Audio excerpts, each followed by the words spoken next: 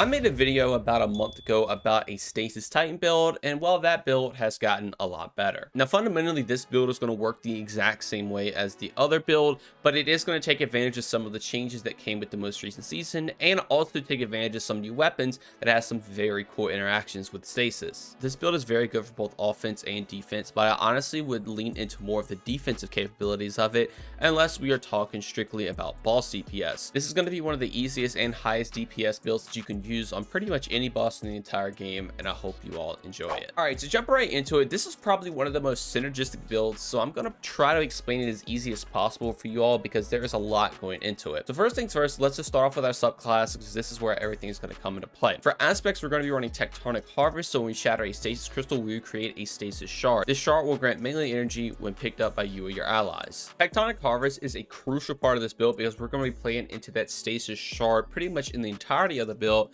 and my other aspect is going to be Diamond Lance. So this is going to let me create a stasis lance whenever I defeat an enemy with a shatter damage or a stasis ability. I can essentially use this to throw it to freeze an enemy, or I can slam and freeze a bunch of enemies around. It's honestly really good if you do have on spawn, if you just need to freeze a group of enemies, but the main thing is this is going to provide you with 3 fragment slots. Now, fragments are also going to play a huge part of this build, and to start off, we're going to be running Whisper of Fissures. So this is going to increase the damage and size of the burst of stasis when you destroy a stasis crystal or defeat a frozen target. So this fragment specifically will play a lot into this build because we want to be shattering as many crystals as possible. To do that, I like to run the exotic hoarfrost-z. So this has the exotic perk Glacial Fortification. When you use a stasis subclass, your barricade becomes a wall of stasis crystals that slows nearby targets when you create it. Standing behind the barricade will grant you and your allies increased weapon reload speed, stability, and range. So this is basically just going to turn your rally barricade into a glacial grenade, but you still do get the benefits of rally barricade. And this is also going to help you a lot because you can destroy the crystal. So you can kind of use this as an offensive class ability alongside it being a defensive class ability. And it is a very good defensive class ability as well. You just put a giant ice wall up that blocks a lot of damage that will also play into some of our other fragments, and it is very, very strong. Now, to shatter other crystals, I'm going to be running Headstone. Headstone is a perk when you get a precision final blow. You will create a stasis crystal. You shoot the stasis crystal, it explodes, does a lot of shatter damage. And remember, everything we play into Tectonic Harvest, so every crystal we are shattering, we are going to be creating a stasis shard. I do also like to run Glacier Grenade. This is basically just another class ability for you. You can have your class ability creating a giant wall. You have your grenade creating a giant wall. This also is very good for ad clear as well because you can just freeze a bunch of enemies, shatter every single crystal. Is very, very strong. Now, going back to Disparity really quick, I do want to talk about this because this is probably the new best in-slot item for a stasis build. That's because it has the perk Haka Breach Armament. So this weapon does increase damage to vehicles, turrets, barricades, and stasis crystals. What's really cool about Disparity is that it is the only gun in the game that can actually one-shot a headstone crystal or any other crystal you form with just one burst, and you don't have to take Whisper of Rending. Now, Whisper of Rending did get a buff, but it is not needed with this build because you don't need it to actually destroy those stasis crystals. So I would definitely highly recommend crafting this. Rapid Hit Headstone to me is the best option. Outlaw is a very good option if you don't want to take Rapid Hit, but all of that paired together just makes shattering crystals extremely easy, and you free up an extra fragment slot, which we did not have before. Now, I also like to run Whisper of Refraction. Defeating slow or frozen targets grants you class ability energy. Since we're going to be freezing enemies everywhere and we're playing heavily into our class ability with our exotic, we can keep our class ability up pretty much all the time, so we can just have infinite walls for defensive capabilities. And on top of that, we do get the rally barricade benefits, which will play into offense, and even more once we get to our mods. Now, also I'm running Whisper of Shards. So shattering a stasis crystal temporarily boosts your grenade recharge rate. Shattering additional stasis crystals increases the duration of this benefit. Since I'm going to be shattering crystals for my grenade, my exotic, and even my perk on my primary weapon, we're always going to have this insane grenade cooldown rate alongside us defeating frozen targets, which means we'll get our class ability back. So we're simultaneously just always increasing our class ability and grenade cooldown pretty much 24/7. Now, I'm also running Whisper of Chains. So while you're near a frozen target or a friendly stasis crystal, you take reduced damage from targets. So what is really cool about this is that obviously you're going to get that nice damage reduction when you're beside any of these crystals, but this plays heavily into the exotic you're running, hoarfrost-z. So you place down your barricade. Not only is that giant wall going to be blocking damage for you, you're also going to be getting damage reduction when you're near those crystals. You can also do the same thing in grenade. If you want to keep your headstone proc up, you can also use that. And this is just very good for the survivability of this build. And then finally, to help out with survivability, I'm also going to be taking Whisper of Rhyme. Since we don't have to take Whisper of Rending anymore because of Disparity, I like to run this because now when I collect a stasis shard, it will grant me a small amount of overshield, which again will help out with survivability survivability of the build, because pairing that with Whisper of Chains, you are just pretty much unkillable. Now, since we're playing heavily into our class ability and grenade, definitely go with the 100 resilience, 100 discipline. You want to spam these as much as possible, and obviously the 100 resilience is also giving you some damage reduction. But now the mods are also a very crucial part of this build as well. The first one we need to go over is elemental shards. This is going to make the shards that you collect from your stasis subclass count as elemental wells.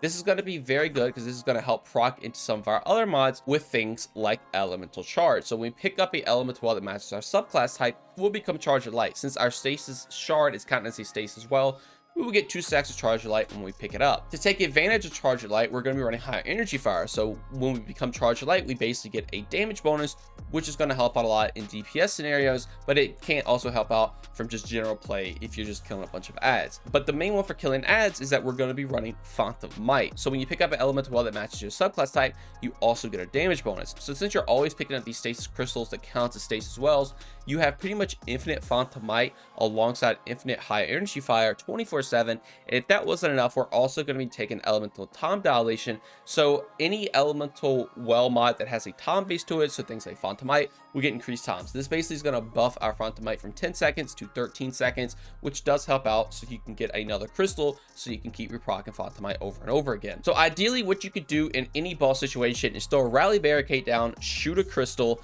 then you're going to be able to pick a shard up. That shard is then going to give you a small overshield. You're going to get Font of Might and high energy fire proc, which is a very, very good damage bonus, and you could just go to town on a boss. Now, if you remember, also with your subclass, since you're standing beside crystals, you're also going to get damage reduction, and you will get rally barricade benefits if you need them as well. So this is very, very good for offensive purposes, and again, you do have the defensive capabilities with all your fragments and all your walls you're putting up. Now, so other mods that help round out the build is a harmonic siphon. So whenever I get a rapid kill that matches my subclass type, I'll create an orb of power. I will then take advantage of that with the recuperation and innervation. Recuperation will give you a small amount of health when you pick up that orb, and innervation will give you some grenade cooldown when you pick up the orb as well. And I also like to throw on double bombers, so whenever I pop my class ability, I will get some grenade cooldown rate. You can swap this to a stasis or void class mod if you do want to get more class ability energy when you pop it, but honestly, the class ability already charges quick enough. I think taking double bomber is the way to go, so you can spam your grenades and your barricade pretty much at the same time, back to back, 24/7. Now this also is in-game ready, and if you want to take any seasonal mods, you could do that as well. Obviously you have things like Lord Kelvin's Basilisk and low entry superconductor, alongside even things like anti-bear pulse rifle, so you can take it with disparity. Obviously these will all change from season to season. I want to give you guys this pretty much updated build that can be taken into any season, but don't feel bad if you need to swap any of this out with some seasonal mods, because that will absolutely work. Now finally, I want to go over the other weapons really quick. I do take Merciless now. I used to take Lord of Wolves because it was a really high damage gun, but now Merciless is pretty much the king of that, so you could just have this to take out some tanky targets whenever you need it, and also run a stasis heavy weapon. Any will work, whatever stasis heavy is in the meta right now. Linear fusions are obviously pretty much the way to go, so taking Reed's Regret is nice. But if you don't have a Reed's Regret, or if you needed a Headstone primary, Season of the Seraph came along and was just like, hey, we're going to give you some because you now have pretty much the best in slot primary weapon, but you now also do have Fire and Forget. This isn't as good as Reed's Regret in my opinion, but if you do take this with things like Vice Stinger, it is a 3-round burst, so that 3-round burst will pretty much always proc Vice Stinger, and you can pretty much get a lot of DPS out with this weapon as well.